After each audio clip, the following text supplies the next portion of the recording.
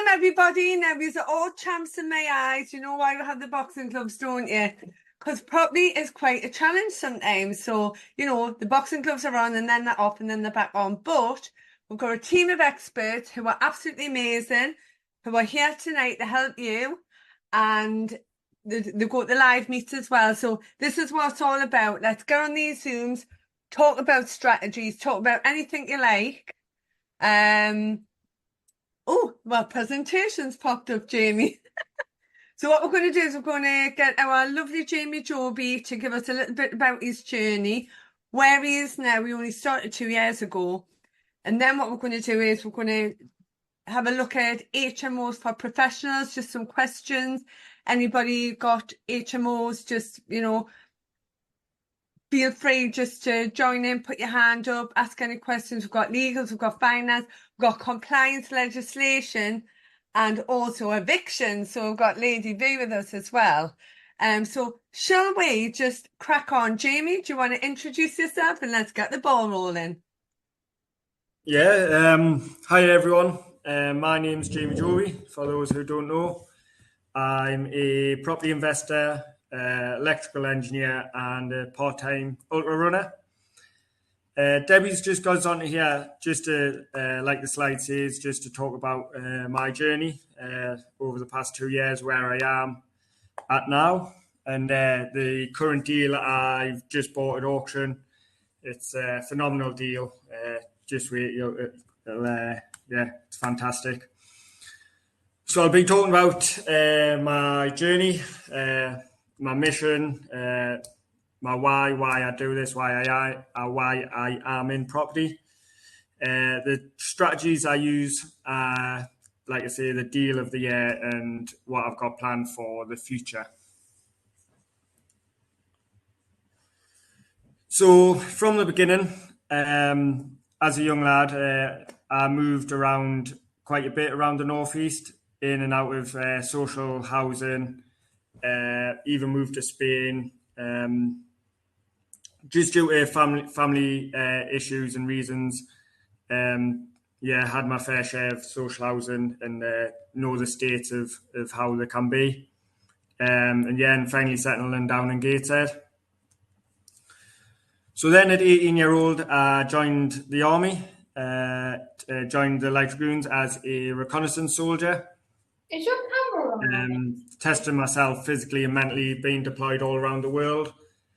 I got a bit bored of that, wanted to test myself a bit more mentally and a bit more intellectually. And then I transferred to avionics technician, which is actually the way they say it's the toughest intellectual course the British Army has to offer. So happy about that. I got the came top of my course and won the Vector Aerospace Trophy. And from there, I progressed through the ranks up to corporal, leading and mentoring and just leading teams on the Apache helicopter, carrying out maintenance and flight safety. But with that, there was a lot of paperwork involved, which I really hate paperwork. So I didn't realise how much paperwork there was involved with property. Thanks for that, Lee. And then getting into property only started in January 2022. Started with Asset Academy, as I thought was the most professional looking outfit out there. However, we all know what happened and it going bust. So I only got half of my training. So I was at a networking meeting with Debbie at a Viaggio Property Hub. She must have seen us coming. So she was starting her own coaching program. So I jumped straight on that. So she helped us set up my business, setting up and helping us with the deals I'm working on at the minute. I'd done Rob Harrison's property defects course just to learn about everything about the defects that properties can throw at you. I've also done Collins and Debbie's Planning Gains Day course. It's a mouthful. That's where I learned about this new strategy that's been implemented with my new HMO. So now I've got a portfolio worth over 420,000, and that's without the refinance on this 7-bed HMO. I've raised over 170,000 in angel investment, and I've also purchased 2 properties, not using any of my own money.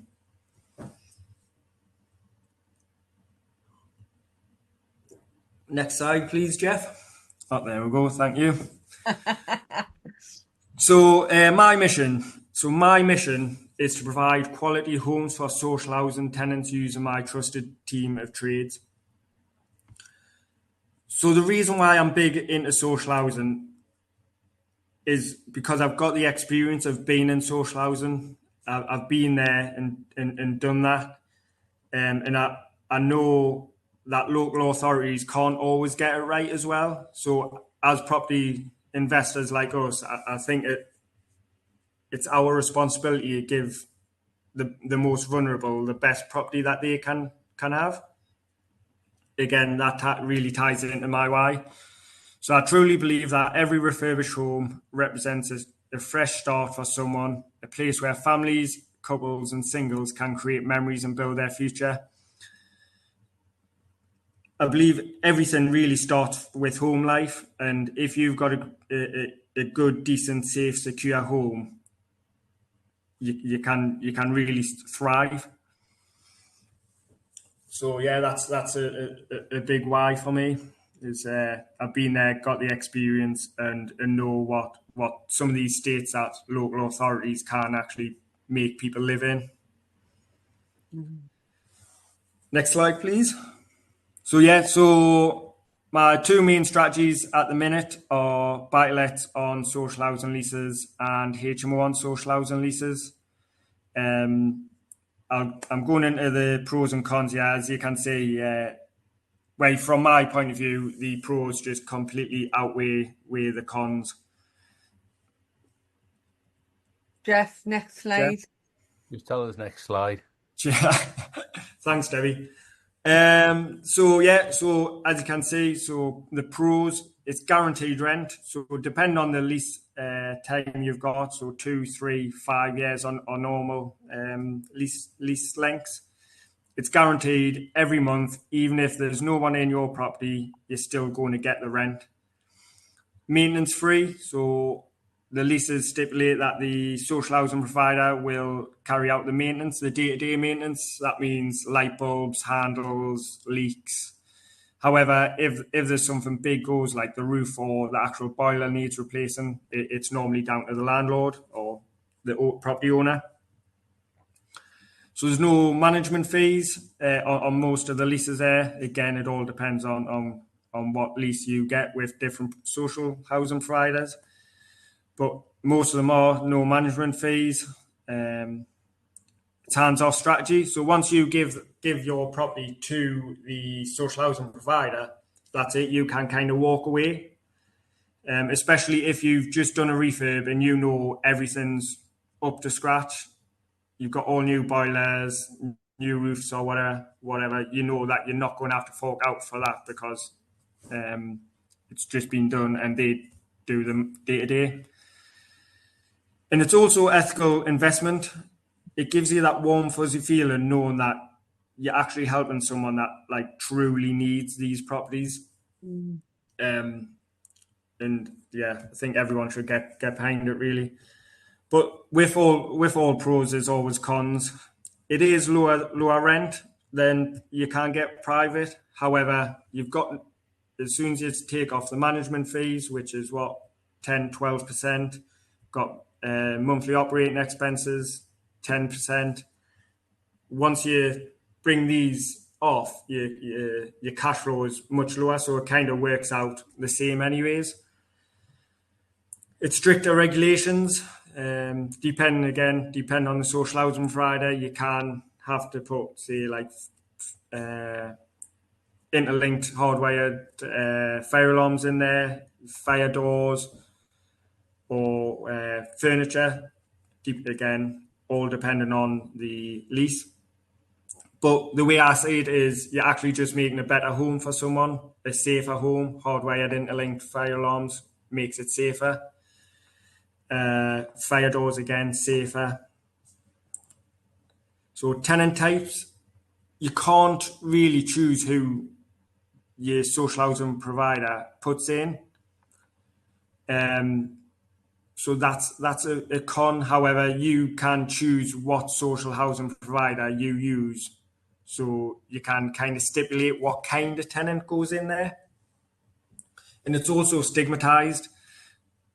I don't know why, but these people just need help really. And some people don't like them in the area. So you've got to get the right area for your social housing provider. Just so everyone's happy. And yeah, I don't really know why it's stigmatized. Yeah, next slide, please. So now I'll be talking about the deal of the year. The figures are phenomenal, like I say. So really, it's a 5-bed HMO I bought at auction. However, someone was turning it into a 7-bed HMO. However, they didn't apply for planning and then must have run out of money because it was repossession sale. So I bought it from the banks at auction. It's a perfect social housing HMO lease. The room sizes are perfect. The communal areas are a good, decent size. So it was on auction for 245. It did fail to sell. It came back on the next month for 225. So before I even bidded on it, I had my social housing provider around to inspect the property and make sure that they're happy with it and it's something they want. Luckily, they absolutely loved it and they're absolutely desperate for it. So that's a good thing.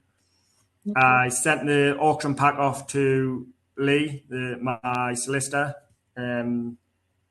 He checked over everything like that, so all the legals were good and good to go. I also got in touch with Wayne at DMI to make sure I had an exit off the bridge, so I'll be purchasing it with a bridge and angel money. But then I need to make sure I can pay the bridge back and angel back. So he helped with that and ensured that with it being on a social housing lease and a 7-bed HMO commercial property, I would be able to get the exit. Next slide. So I was the only crazy person who must have bidded on it, so I got it for 225. So these numbers are, like I say, I can't get enough of these numbers. They're so good. Legal, stamp duty, land tax, auction fees came to 11,450. Bridging fees, 12-month interest came to 24,425. The refurb, I'm looking at 80,000 as, like I say, it was already being transitioned into a 7-bed HMO. So we've got 3 en suites already there. The fire alarm system's already there. And I just need to put in 4 more en suites, rewire it, put a dormer on, just make it a better HMO. Angel interest is 10,000. So the total project cost is going to be £350,875. So you may think that's quite a lot, but when would the next slide, please, Jeff? The done up value is actually 504,000. The rent I'll be getting is £600 per month per room. The commercial mortgage, so with a commercial mortgage, I'll be looking at 70% loan to value, and that means I'll get a mortgage for 352,800. And anyone for the quick maths there is I can pull out money of £1,925, and that's actually after paying the bridging loan back, the interest back, my angels back, and the interest for the angels. So working at 8% interest, the monthly mortgage payments will be £2,352. And that means I'll get a guaranteed cash flow a month of £1,848. And it's so high because with it being on this lease, I don't need to pay maintenance. I don't need to pay management fees. I don't need to pay utilities, and that's why this strategy is so good and quite different compared to professional HMOs. Next slide, please. So my plans for the future are more HMO deals like this. I've got the blueprint now. It's just about repeating that. There is definitely more properties out there like this that can do exactly the same, perform exactly the same like that one. More buy-to-lets. Again, more buy-to-lets on social housing. Again, there's plenty of deals out there that can be had. Always looking for angels, as everyone is, but yeah, always looking for angels. Like I say, I've got the blueprint there. It's just about repeating and funding them. I will be project managing refurbishments. This is what I love doing. I love buying a rundown, poor property and turning it into something beautiful where someone can live in happily, feel safe, secure. And just live their life. I'm also building my own team of trades, so I can get these refurbishments done in a quick time, smoothly, and to a good high standards that I believe all properties should be at. So yeah, that's me.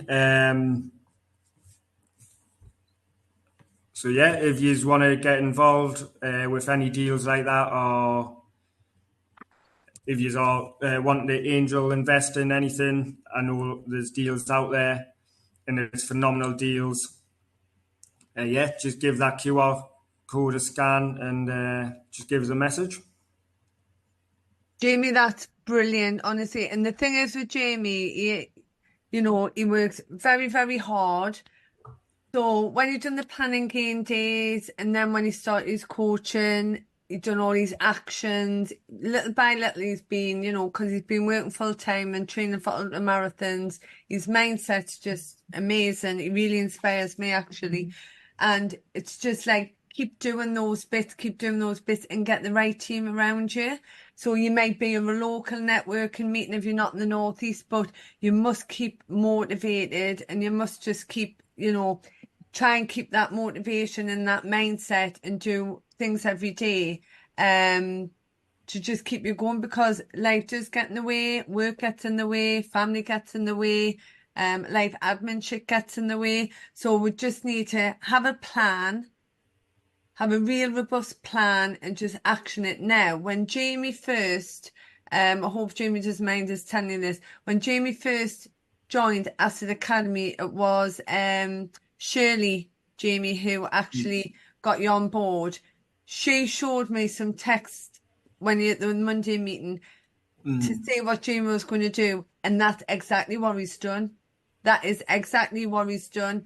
And so I think what we'll do is we'll just get some questions for Jamie on here. So let's have a little look. And obviously it's a knowledge of your experts as well. So planning gains is Colin, and then he's done stuff and he's coaching. You don't have to book for coaching, but all I'm saying is, if you've got a coach or you've got an accountability buddy, just keep to your goals and keep close to the network. So let's have a little look. I'll just have a point on that. Like, it is very important to have that team around you that can support you. It does pay dividends, and then you've got to have that right team. That, like you say, everyone says it, having the power team in property, but it does pay dividends. And when you're getting a team around you, like obviously you've got us, we've got finance legals, we've got compliance and tenant evictions, and we've got everything. But when you've got a team, it's make sure that team knows what they're doing, and just ask them lots of questions about planning gains, or about when you're going to network meetings. So just make sure these people know their stuff and they've actually done it themselves as well. So Jamie's going to get an award this year for the biggest pain in the backside, because he pestered the life out of me. I'll take it. Main Colin. Yeah, well, actually, there's Donna as well, to be Oh, fair. yeah, Donna's going to get one as well, but that's where you ask questions all the time. It reminds us of me. I used to ask questions all the time. So right, Jackie Hetherington said, "Do social housing HMOs require en suites in every room?" I think it depends, doesn't it, Jamie? Yours does, but there yeah, is social housing that doesn't. So it yeah, depends all on your end user. And then when you speak to obviously Wayne, it's about the end values as well, because maybe it's a 5 bedroom HMO isn't going to get valued the same as a 7 bed plus because that's commercial. So the answer is it depends on your provider, and there's so many out there. There's loads. yeah. Katie's saying, how did you know or learn what the HMO rules, were, that you passed all the laws for fire doors and spacing? So this is really Colin's bag. He's not on tonight. Colin I cannot say his name. Colin Pennant Harper, yes. It took me away. So yeah, like I say, I'll just go back to having that right team around you. So Colin's a architect slash planning guy. And design as well. Yeah, and design. So really, it's about it's about just having him, like someone like that on your side that you can go to and just double check these. Like say, no one's an expert in everything. That's why you have your, like say, power team around you. And so, Jamie, just for everybody to see, because obviously they mightn't have done it HMO before. So when you looked at this deal, before you went to auction, you looked at the deal, you knew the size of the deal, Yeah, you went in the property, you seen what you could get into it, yeah. exactly what you could get in, you checked it with Colin, you knew you could get, is it 7 bedrooms or 8 bedrooms? It's 7 beds, so yeah. So you have to look at the room sizes. Really, the first thing you do is look at your room size and make sure you've got the right square meters. That, like, say, if your social housing provider requires en suites, you've got to make sure that that room is big enough for at least an ensuite, which is roughly 2.5 square meters, and then a single bedroom as well, which is roughly 6.2 square meters. And So, then you would have looked at that, and then you would have went, right, if I can't get the 7th bedroom in and it's only 6, what would the end value be on that? What would it actually look like? Is that so what you did? yeah. So I made sure that the deal still works at a 6 bedroom because the valuations are very different. With a 6 bedroom, it's not classed as a commercial property, right? Depending on who's in or what like say if it's a children's home, there's different rules and regulations. But as the social housing provider I was using, I knew that I had to get a 7 bed to get the commercial valuation. So therefore, if the bedrooms didn't work and I had to use 6 bedrooms, I'd get a bricks and mortar valuation, which would have turned out to be 300,000 I was working on. So I needed to make sure that 300,000 still worked in case anything happened at planning or anything like that. And I could only use it as a 6 bedroom. So therefore 6 bedrooms still worked and I was happy to proceed with a deal. It does mean leaving a lot more money in the deal. However, the cash flow covered that more than enough. Yeah, so you had more cash flow, which was probably a bigger, well, maybe it's a bigger ROI. You knew you had Yeah. angels, that you were lining up. And obviously before you done this, you had a massive action list, didn't you? So you've done a lot of tick boxes before you actually committed at auction. I don't want you all going out there at auction looking for a big Yeah. property and just going through the code. That's going to be a 7 bedroom HMO. So can you share with everybody some of the stuff that you had to sort of check? So, like I say, I had the social housing provider around. I had the legal pack looked at. I had my exit finance looked at. I even had my insurance broker looking at it to make sure that I can get insurance on it, and how much that would be, because it could be a lot. I rang the council HMO officer to make sure that there's no Article 4 in that area. I rang the planning department of the council, because the HMO officer and the planning department are two completely different people and they don't talk to each other. So I asked planning to make sure that, just to get a feel if this is something that is possible, or if they were going to go outright, no, that's not, we would not allow something like that to happen. What else? Also, I'd always get a survey around as well to make sure that the property is in a suitable working order, not going to fall down on you. It was structurally sound as well. Yeah, And yeah, then the most important thing, you went to your end user, your first yeah. end user, because you would have went with you, and you knew who the end user was. You got their lease and you put it past the lender for the exit to see whether Yeah. they would be happy with that lease, what would the Yeah. interest rates be, the loan to value, and everything like that. So from beginning to end, Jamie covered every single thing to make sure he had mitigated a lot of the risk. Yeah. And your biggest thing was then getting the angels, wasn't it? Yeah, yeah, it was. So this deal, I actually didn't have all the money there ready for this deal when I was bidding on it, but I knew this deal was so good that I knew people would want to be involved with it. So yeah, I did get the Angels, and like I say, they're getting a really good return on their money. And Yeah. for your angels as well. So if an angel, so for me, we do all the hard work and we give the angel the feel Yeah. factor. So it's like, would you like to get involved with social housing, providing homes for people? Look at this properly, look at the numbers. So straight away, it's putting your business proposal together. Jamie, you've done a nice sort of business angel proposal, didn't you, to sort of present to your angels. Yeah, I think again, like it goes back to that ethical in investing, where if people see you're kind of doing good, the more invested, the more wanting to help out, because in turn they're feeling good. They can spread awareness that they're going, oh, I'm investing in someone who's actually helping very vulnerable people. So yeah, it's them who's helping, because without them, none of this would really be possible.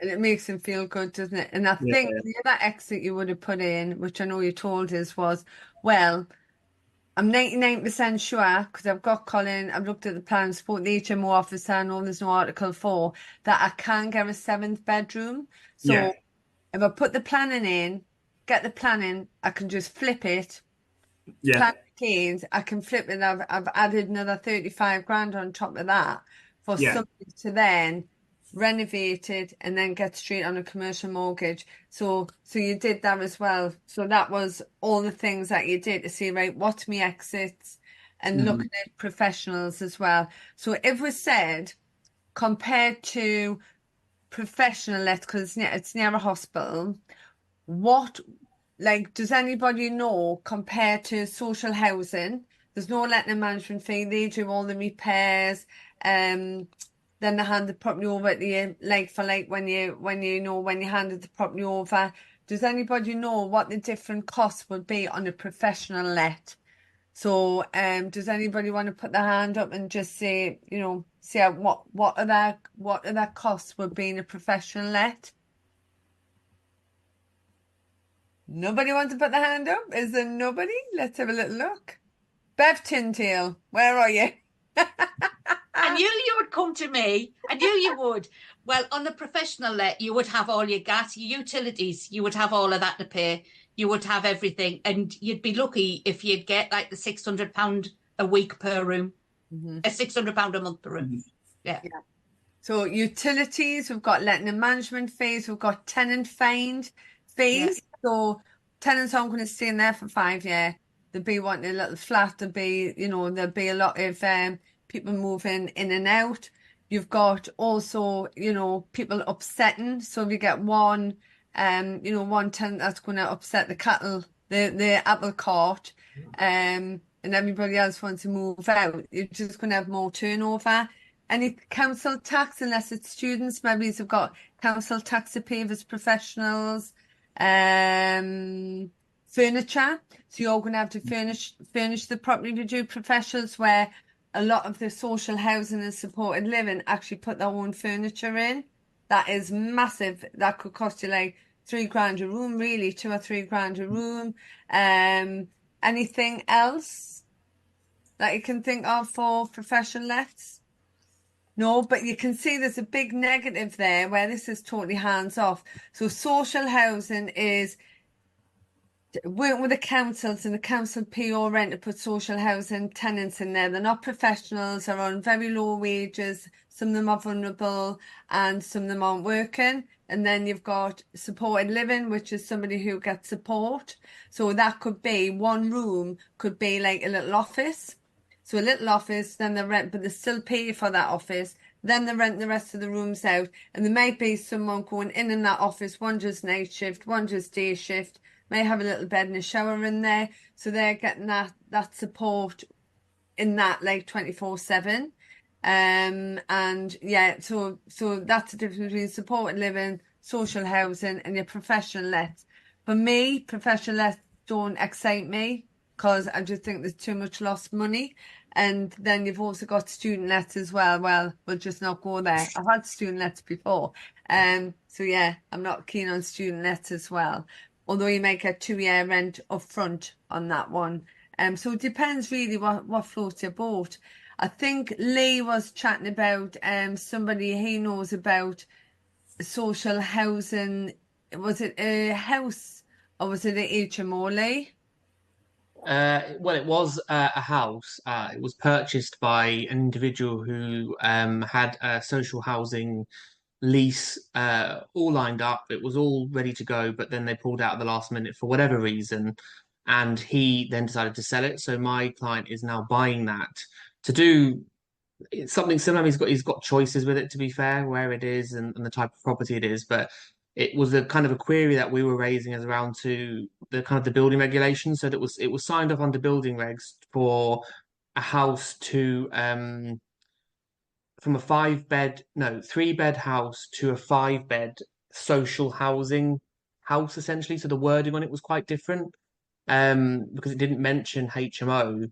I think that's where the distinction needs to be. You need to be careful when you're doing it that the wording that you're using is either HMO, because I think we were discussing it before you all got on the call, that there is kind of in the council's eyes a bit of a difference when it comes to social housing, because there is that real need for it, and they tend to kind of relax the rules somewhat to do with the social housing side as opposed to HMO, which they're quite strict on. So if you've got Article 4 areas, unless you can prove 10 plus years worth of an AST that it's been used as such for that length of time, you are very unlikely, well, I can't really say that because you might still get one, but you're more unlikely to not pass the kind of licensing for HMO.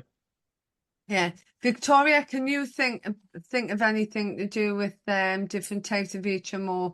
I know you're not big on the HMOs, are you, Lady V there? She's listening, but I'm not, no. No, I don't. I tend to be honest, personally, I tend to stay away from HMOs, but that's because the majority of the ones I managed were, I had a lot of students, and it didn't go well. So no, I'm not an expert on HMOs, unfortunately. Yeah, that's fine. And we can, if anybody's got any questions for Victoria, which I know somebody else have texted me after Wayne's done his bit, then we can ask away about about legislation and evictions and everything else. So Wayne, would you like to chat a little bit about the different, because we've had a few questions about interest rates and stuff. Do you want to just chat about what you think about HMOs and the lending and everything else? Yeah, absolutely. I mean, I guess the one thing to pick up on in light of Jamie's being a 7-bed would be the planning the planning classification guide, and that is that when you get an HMO, you have to be aware that planning and HMO licensing are two completely separate factors. It's left hand of the local authority and right hand of the local authority. They are two separate parts. Now, of course, a standard house has a planning classification, that's C3. A small HMO has a planning classification, that's C4. So that's an HMO let to 3 to 6 occupants. As soon as you go above 6 occupants, guys, just having an HMO license that says you can let it to 7 or 8 or 9 or however many people isn't going to cut the mustard. You have to get planning because it's no longer a C4 dwelling. It's what's known as a sui generis dwelling. And you have to have that correct planning use class in order to legally let the property. So, and you won't, we see a lot of people that will come to us remortgaging a property that they've let for a couple of years as an HMO. Yeah, I've got my license here, Wayne, I can let it to 8 people, and not have the foggiest about the fact that it needed to have planning. And therein lies the issue that, you know, when you come then to get a mortgage on it, no mortgage lender wants to touch it.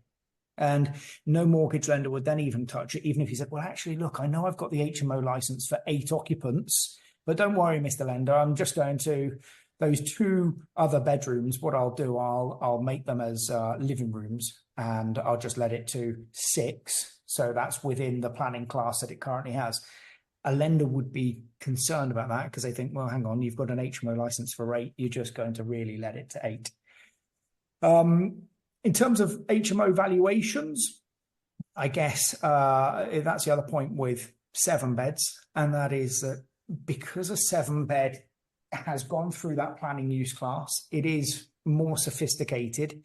It's of a larger size. It's almost certainly going to be the case that most lenders or lenders that will lend on a 7-bed would entertain a yield-based valuation and investment valuation. So, you know, that's not bricks and mortar. That's not, you know, the value of a 7-bed house on a neighboring street. It's a yield-based valuation based primarily on the rent that the property will or currently achieves and will continue to achieve in the future. So they're going to be looking at saleability, demand, saturation, planning use, all of those factors. They'll then define a yield, and then it will, you know, effectively high level spout out a valuation at the end of it. Can you get that on a 5-6 bed? You can potentially, but really what the focus will be if you're looking for an investment valuation on a smaller property, guys, that you haven't had to change that use class to sui generis on, is going to be fundamentally down to the sophistication of the works that you've carried out and the inability, if you like, to then let that property or sell that property as a standard house. Lenders, since day dot, have looked at worst case scenario. Worst case scenario is that you don't pay your mortgage and they repossess the property. And in the event that it's repossessed, if that property that you want an investment valuation on looks like a house, smells like a house, and will sell as a house to Mr. and Mrs. Smith, then it's a house. And you're not going to get a lender to lend on the higher, the inflated value, if you like, or when it's just a house and it will, in the event of repossession, sell as a house. So can you get it on a 5 and 6 bed? Yes. But really what we're talking about is those 5 and 6 beds that are quirkily configured, purposefully configured, if you like, for an HMO. So en suites in downstairs rooms, multiple kitchens, kitchenettes, things that would make it difficult to then resell that property as a house. Yeah. I think Cristiano had a question. Do you want to? Yeah. Hi, Debbie. All right. Good to see you. Nice to see you, honey. Just a quick one in regards to, I'm looking to a deal at the moment, which has 2 up, 2 down. So 2 bedrooms upstairs and then living room and dining room downstairs. If I convert one of the rooms downstairs into a bedroom, would that add any value to the property when it comes to valuation and valuation, as opposed to have 2 bedrooms? Now it's 3 bedrooms, but just 1 communal area. All right, so not an HMO question, but just a general question. I think rental. That's a HMO strategy. HMO. So would that be classed as an HMO, Wayne? three From a bedrooms. lending perspective, yes. The point is, I mean, it wouldn't be a license or a mandatory licensable HMO because it wouldn't have 5 tenants. But Cristiano, the problem with that is it would be far too easy to be sold as a main residence. Really, yield-based or investment valuations were, up until maybe a year and a half ago, were confined solely to 7 occupants or more, 7-bed properties, because of that planning classification and that significant extra work associated with it. As time has gone on, more lenders have come into the 5 and 6-bed space. Anything less than that, you'll be getting a standard bricks and mortar valuation. No ifs, no buts, unfortunately. Right. Yeah. Okay. Yeah. But you get more cash flow, wouldn't you? That's it. Yeah. Yeah. Right. Cash flow, better ROI. Sorry, Wayne, you were in your flow. No, I can't. I was almost coming to an end, I think, but I guess I can give a very brief market update, guys. I mean, we've seen inflation data released today. Inflation came in at 2.2%, so it's now gone up. It's been coming down all year. In fact, since the beginning of last year, and it's gone up slightly. Don't all be too alarmed. It was expected. It was widely expected. It is expected to continue to increase. It's now 2.2%. In fact, it was expected to get up to 2.3%, but it didn't. So it's not increased quite as much as it was expected to. It's increased to get to 2.6% by the end of the year and then taper back down throughout 2025. But I don't think that's going to impact mortgage rates. I don't think it will mean that the Bank of England will have to kind of prolong dropping base rate any further for any longer. So I still think we'll see another base rate drop this year. And rates still continue to drop back. We've seen Aldermore have reduced rates today. We've seen Paragon have reduced their rates today. In fact, Paragon have changed their managing directors, just changed. So whether that makes any significant difference to them. Overnight, it was a really cryptic email that came through from Paragon. It said, basically out with the old, in with the new. And as a consequence, we're changing rates with immediate effect. So I don't know what the old MD did to rub up whoever was doing the mail shots the wrong way. But clearly something was awry. But yes, the market's good. Market's strong. Yeah. And we had your slides, but Jeff hasn't got the slides that you did. I've got my slides. I mean, I didn't put them on because I wasn't sure what we would be. Unless anybody's got any questions about, HMOs. I think Wayne, Lee's just answered one there, which you might want to just, shout out. I think somebody asked about. When was that? Oh, sorry. So Lee said basically, if you buy an HMO with an HMO license, it doesn't necessarily. It's not necessarily the thing where that HMO license you will get because you'll be the new owner. Is that right, Lee? Oh, so the transferable part, yeah. I think a lot of people think that HMO licenses are transferable and they're not. So just because the seller has a HMO license does not necessarily mean that you'll get one. So my point I was making is that, as Jamie was saying before, he did all of his due diligence way before the bid went in an auction. He was able to minimize his risk because he knew he would be able to get a license when and that time comes, essentially. So if you are looking to buy one, then just remember that the license, just because they've got it, doesn't mean that you're going to get one, and it doesn't transfer. A lot of things do transfer. That is not one of them. Right, that's really, really helpful, actually. Wayne, is there anything off your slides that you think you could pull up that you think's important? Absolutely. Yeah, no, I definitely can. I mean, Deepak's asked a question here. In fact, when refinancing a commercial HMO, so I guess what you're saying there, Deepak, is not is a commercial, an investment, a yield-based valuation. The options for lenders seem to be very limited. Are more lenders entering this space? It's a bit of a mixed bag because, as I say, it's always been confined to kind of 7 occupants or more for yield. We saw Aldermore enter the 6 occupant space for HMO or yield-based valuations last year. However, they've just pulled out. And that's due to just not having the confidence in the valuers that were doing the job. I'm sure when they get confidence in the valuers that will do the job, then they'll come back into it. This is a much more complex valuation than your typical Connell's residential off the shelf, valuation, really, Deepak, and that's the big thing. The other lender that's just entered that space for 5-6 beds is Kent Reliance. So Kent Reliance, I probably came on here I don't know, 4 or 5 months ago. I mentioned that Kent Reliance came into it. One thing about commercial valuations, guys, is that the big thing is, and I'll just bring up my my screen if you like. It's just, there we go. You can see it, can you? Yeah. Perfect. So, your typical property that Curtis, I think, was talking about earlier, you kind of 3-bed property or 2 up, 2 down type property, you're not. It's going to sell as a house. Even if you put an ensuite in that front living room, it's a house. It's a house with a downstairs utility room and so on and so forth. This next property, and I don't know how clear that is or how close you want to get to your screens, guys, but that's a 6-bed. And if you look at the downstairs, it's got multiple ensuites on the downstairs. It's got multiple ensuites on the upstairs, 2 floors too. Every room has an ensuite. There is no way that property, given the sophistication, given the works that have been carried out to it, would ever secure or be sold as a standard dwelling. So, there would be commercial lenders in the space to lend on that on an investment valuation. To answer Deepak's question, are more lenders coming into that space?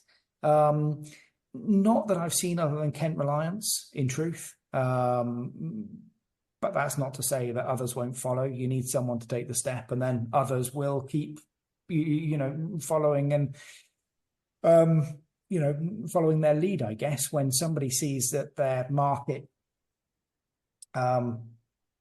pressures are there, that they're not getting the business coming in, they'll have to change criteria or change rates. And I think, as I've said a few times, swap rates have softened, the underlying rates at which banks secure their fixed rate pricing, but they're not softening as much so that lenders can keep dropping their rates. They'll get to a point where the lenders can't really drop their rates much more, and what has to change is criteria. And when lenders have to, keep rates static, but then have to compete on criteria, I think you might see more lenders coming into that space.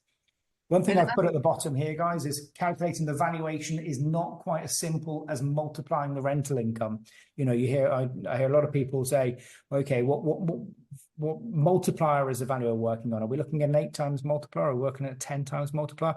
What they're really saying there, guys, is an easy way of assessing the yield backwards. What we're really looking at is assessing the yield, looking at those factors above here.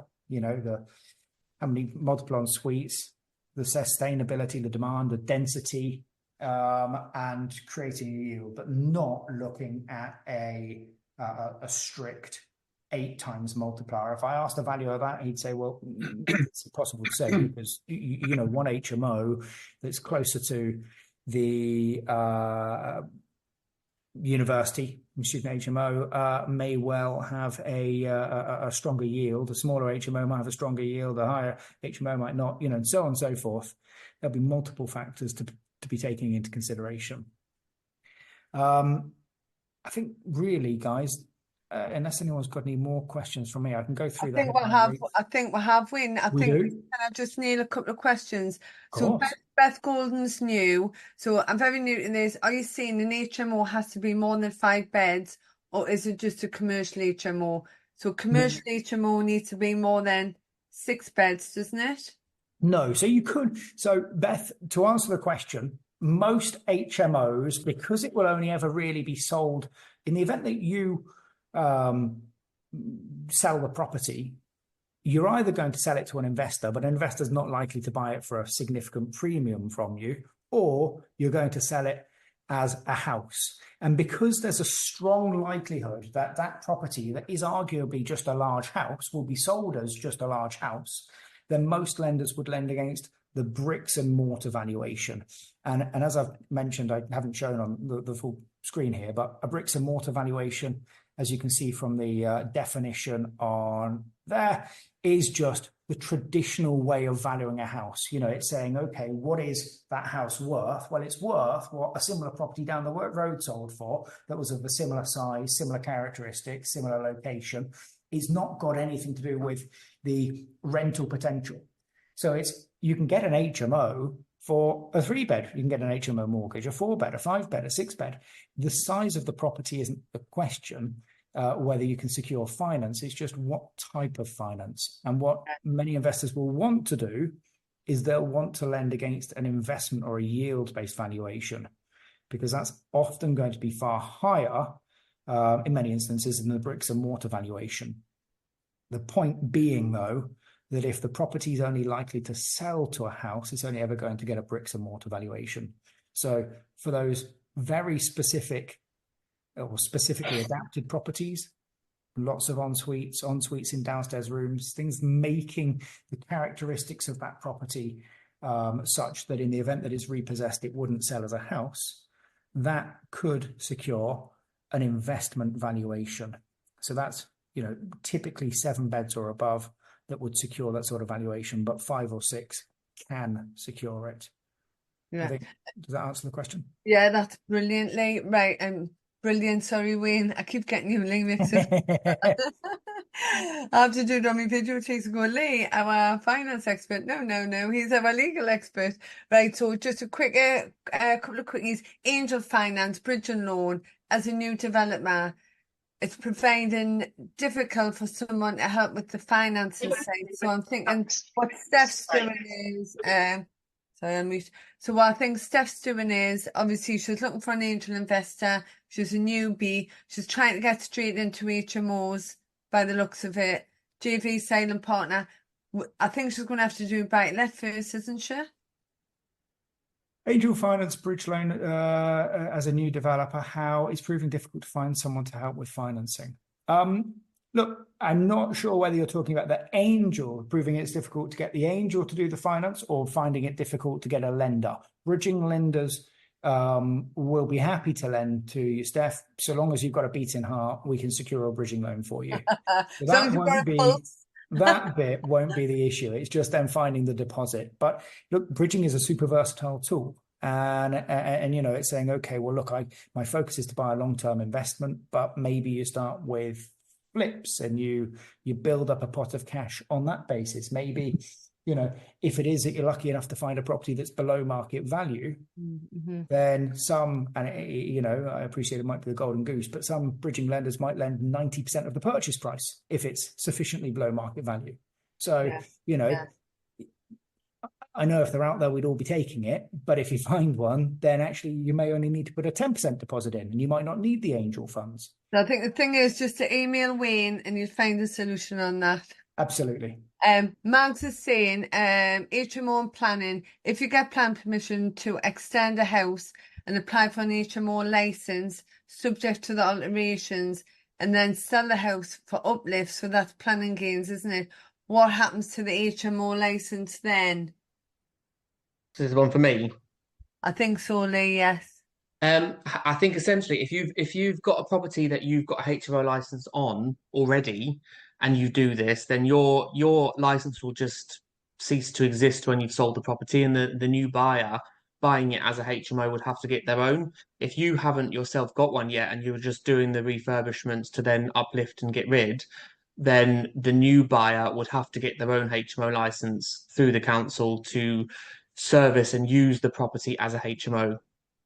Yeah, there's a lot of things to do with HMOs, but I'm quite loving this strategy at the minute, to be fair.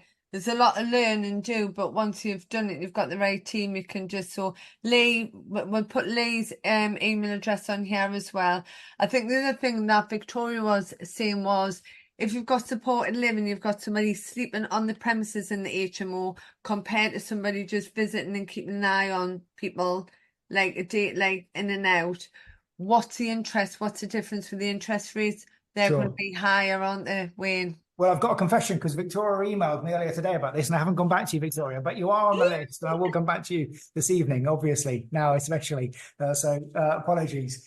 Yeah, I think the big thing to consider is that most lenders, what they really care about, I mean, look, it's like any supported living. Clients come to us and they say, well, why don't lenders, and that's not to say they don't, but why is it a restricted pool of lenders for social housing? And I say, well, the problem is what they care about is reputational risk. You and I see it as this, it's the gift that just keeps giving. It's a hassle-free rent guarantee, which it is from our perspective. It's great. But certain lenders aren't overly comfortable with it. The way to get them most comfortable is to ensure that there's no permanent on-site care. That they don't have a rolling carer that comes in and someone's with them all day, every day. An office for staff members, or a bed for staff to sleep in, that sort of thing. If that's the case, then you've got traditional buy-to-let lenders that will lend on these sort of properties. If it's not the case and you've got some form of permanent on-site care, overnight care, as Victoria says there, then it's going to be with some of the more challenger lenders. So I think HTB, as it happens, Hampshire Trust Bank very recently came into this space. And I think their real concern is that so long as the property has C3 use or C4 use, or sui generis use, but residential use, not care home use, then they're happy with it. HTB's rates, probably, they're certainly north of 6%, probably 6.5% versus maybe 5%, 5.2 for traditional buy-to-let. So, there is a margin, but offset that against the fact that you're not having to do anything and it is the ultimate passive property. You can be the decider as to whether it's worth doing. But yeah, you'll pay a slight premium over a traditional buy-to-let if there's on-site care. And I think as well with that, like, it all depends on the charity, the social, who you've got the lease with, because some of them leases and some of them companies, those charities, the lenders won't like them, they won't like the leases, so we need to send those to Wayne and the team. They have a look at it, they put it to some of the lenders, and then they bring it back and they go, no, they're not interested. But most of the ones, Wayne's worked with solicitors, and sort of there's a way, that can work for the lenders. We just maybe sometimes have to tweak the lease a bit. That's right, isn't it? It absolutely is. I mean, the key is don't sign on the dotted line until we've got the finance there. We have had some clients that have signed on the dotted line and then realised, even with the same provider, where it's been acceptable before, there's been a slight tweak that we didn't realise in his lease from another lease. So, the key is dialogue, guys. Showing us the lease, showing the solicitor the lease. Some lenders want us to see the lease. We send it to the lender. They review it internally.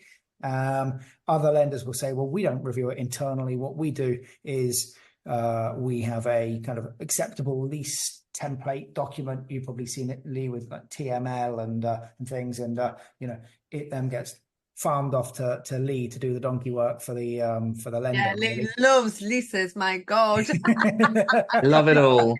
It normally forms leases. part of a report and title that we have to go through the lease and report based on it, and then they'll make a view on whether it's acceptable to them. But like everyone's saying, leases of this sort of nature, unless it's with a company like Mears, that's negotiable. Like, you can go back, and as long as no one's being detrimentally affected by it, really, and it's just kind of a bit of terminology or making it a bit fairer, or, by putting this in, we'll put this in as well to make it kind of tip the balance of fairness back again, you don't tend to get a lot of kickback for it. But the only other point to note is when we're talking about kind of living care and care providers in that sense, when you're doing your figures and you're making it all stack, and you're doing all you do much better than what I would do, you've got to really consider insurance, because if you're having people live there, it's not just buildings insurance you're going to have. You're going to need occupiers insurance. You're going to have a whole heap more than you would have if you were just putting on a kind of a social housing lease like Jamie's got, and letting them do it all, because they'll have all their own insurances in place. So you really do need to consider that, because it really will increase your costs quite substantially if you've got all the rest of the insurances that you're going to have, because you've got people on site living there.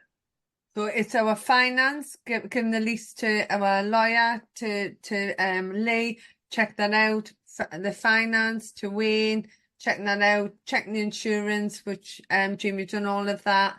Yeah, checking the interest rates. Is there any sort of HMO that the lenders love, that they go, oh wow, we would lend on this all day long at a really good rate, fill your boots, and who is it? What can we do to go in with that?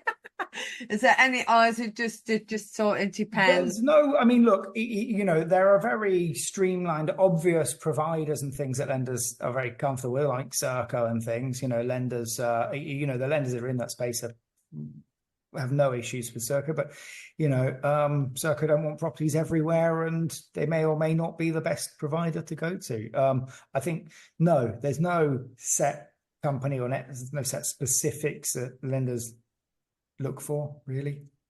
I mean, Right. the most important thing is making sure that the lease is no longer than 60 months in length. But I think, Debs, you mentioned in Sunderland that, you know, there are creative ways to get around that. Sometimes you as an investor want that buy-in, you know, beyond that 5-year term. And what were you mentioning? You like creativeness.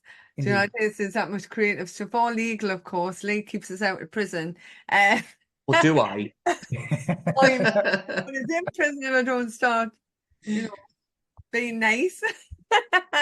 So yeah, there's all sorts of stuff, isn't there? Which, but I think what we'll do now. But that was absolutely fantastic. Hope you got loads out of that. You can email Wayne. You can email Lee. Brad's not here, but Brad does our insurance now. We've got, so Lady V, Victoria Valentine, is one of our experts in compliance regulations, anything to do with tenants. She's had property businesses. She's a landlord herself. So tenant evictions, anything like that. Should we just have a quick 5 minutes? Has anybody got any challenges with tenants, anything like that? Where we've got Victoria on, and she's going to be on most months, but she's going to be climbing mountains, I think, next month. So Bev's got a question. Hi, Victoria. Hi there, all right. Hi. Now I had to serve a Section 8 on one of my tenants, who's now since left, but left the place in a mess. And it cost me £3,000 to get the place back to normal. And she was also in £2,000 worth of arrears. Her deposit was with the reposit scheme, which they awarded us the full £830 that they could give us. So what happens with the rest of the money that that's accumulated that I've had to pay out, and the rent arrears? What happens with that? I just thought I would ask to help other people, so Yeah, they sure. would know. So she was evicted on a Section 8. So did you get all the way through to court to get the possession order? And the No, money she judgment? actually, as soon as she got the Section 8, because she had been given a Section 21 in February, and then she paid her arrears, but then she went back into rent arrears again. So we give her the Section 8, and she Right. left after 3 weeks. Right. Okay. So essentially, you don't have a money judgment against this girl because she's left. Yes. So you sort of need to start the process when you evict on a Section 8 on one of the rent arrears grounds. You get your possession order, but you also get the money judgment. So it wraps it all up in one process. Because you don't have that, you effectively need to start a new debt recovery claim through like MCOL, Money Claim Online. It's the same as any small claim. Once you have a money claim, you can wrap your costs up into that and add that onto the tenant's debt.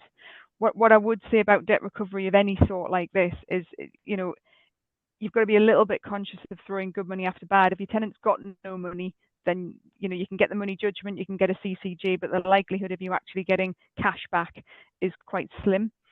Even if they knock it off benefits, it's such a small amount. You know, you'd be kind of, you know, we'll all be dead by the time it gets paid off. So I think it's just being conscious of how much is owed and what the likelihood, what the possibility is. Because once you have a money claim, you can get bankruptcy orders, you can get attachment of earnings if they're working, winding up, seize assets, but it's only if they've got something. Yeah. So I think it's just sort of, I mean, I can help you with that. More than happy to have a chat with you about that. Yeah. Debt recovery is my colleague Andrew, really, but I'm more than happy to sort of put you in touch with him.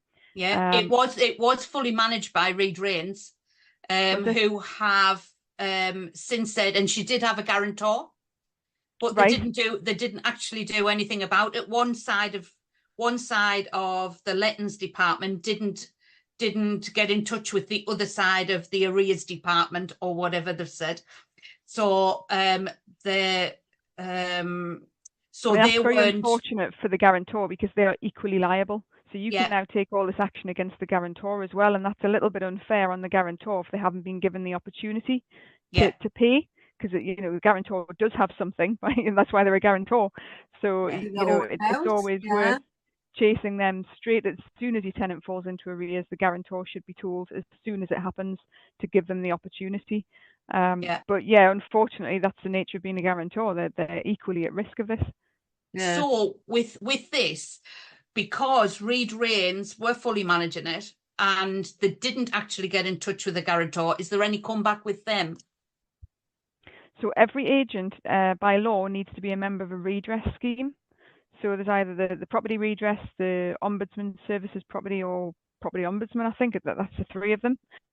So I'm not sure who Reed Rains are with, but what I would say is if you go through their internal complaints policy first, because that's what the redress scheme needs you to do. And if you don't get any satisfaction there, take it up with the redress, and they will take action against the agent if they find negligence. Right. And if they're not a member of a scheme, report them to the council because they will get a fine. But I'm 100% sure Reed Rains will be a member. Yeah. You find the bigger chains are like not as they don't seem to look after you as well. No, they don't. Do you know what I mean? I'm getting a few stories now where they're not really looking after you as well as what they probably should be. Any other questions on evictions or compliance or anything like that? Oh, we've got one here, Victoria, just here. Oh, where was it? I don't know whether you can see it. And the tenants that moved to Australia.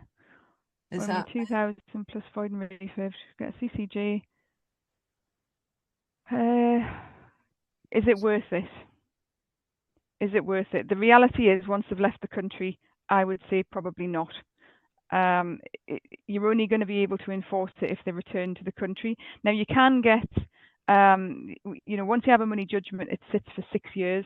So as soon as they come back in the country, you can chase them for that money.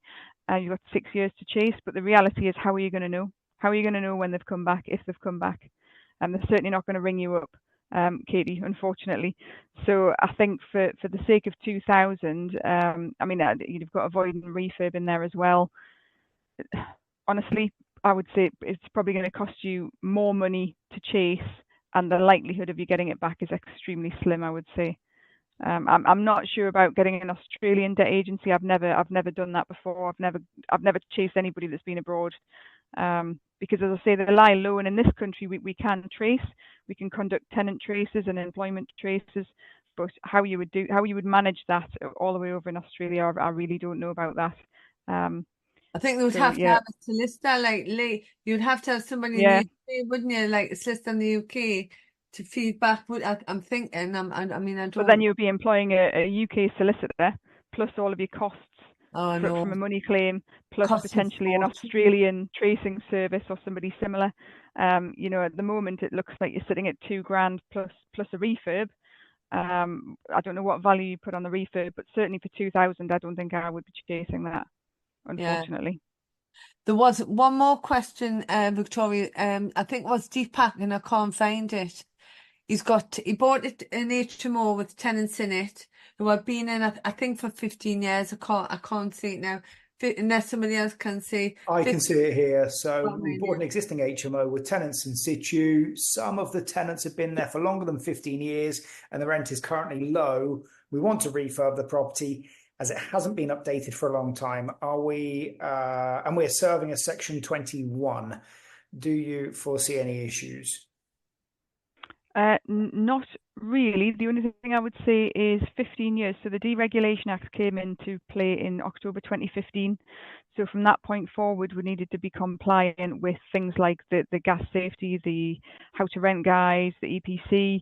So if they've been in there 15 years, that wouldn't have been applicable then, but it is applicable now. So it would probably be worth checking the paperwork and making sure everything is compliant now. The other thing you can do, of course, is increase the rent. If it's just a case of the rent being extremely low, you would do that through a Section 13 notice. But it sounds like you're potentially looking at refurbs. So no, there shouldn't be any issue with the 21, but you will need to get your compliance in place first. So I'll put my email address in this chat as well. And then if Fantastic, anybody thank wants you. to message me about that, we can have a chat offline. Well, I think we've had an absolute packed night tonight. So if you like tonight and you would like to put, because I think we're going to do a little competition. I know this said before, but we're thinking about some big prizes, aren't we, Victoria? Yeah. Yes. Yeah. Watch this space. We've got some very exciting stuff happening, haven't we? Big prizes for you lot. So yeah, if you want to like and share, you know, because we want to help as many people as possible. You've got finance, legals, you've got Victoria compliance and all of that free, you know, and you've got me, of course, as always. But you've got these professionals where people can come on and put all the challenges and the deals on. So if you want to like and share, that'd be great. And if you want to even join the Debbie Does Properly Facebook that's just been set up, then join, and we're going to have loads of stuff on there. It's going to be jam-packed with everything, and it's all free. There's no selling, so it's going to be amazing. Yes, I know how And to do make. tag us into it as well, so we can all see your lovely posts and share them on ourselves. Yeah, do a little selfie. Take a picture now. Come on, it's all thumbs up and take a little picture if you want. You know, it's all free and we'll all put the time in. Use make it as well. So let's do a little. There's going to be one taking the picture. Yeah. Excellent. Got Well fireworks. done, everybody. Well done. You see, so I'm going to be social media guru shortly. So anyway, it's good night from me. It's good night from him, and her. No, it's good night from Victoria. Good night from Wayne. Good night from Lee. Good night from me. Hope you enjoyed it, and we'll see you next month. I don't know what we're going to do next month. I've got to speak to the team, but I've got a couple of ideas, but we'll get it out there sooner. But you know, he's a doers, he's a taking action. You're here on a sunny night, learning about HMO strategy, cash flow, and then making money. So thank you very much, and stay safe with all your investments, and you know where we are. Okay, speak soon. Bye. Bye. Bye. Bye. Bye, guys.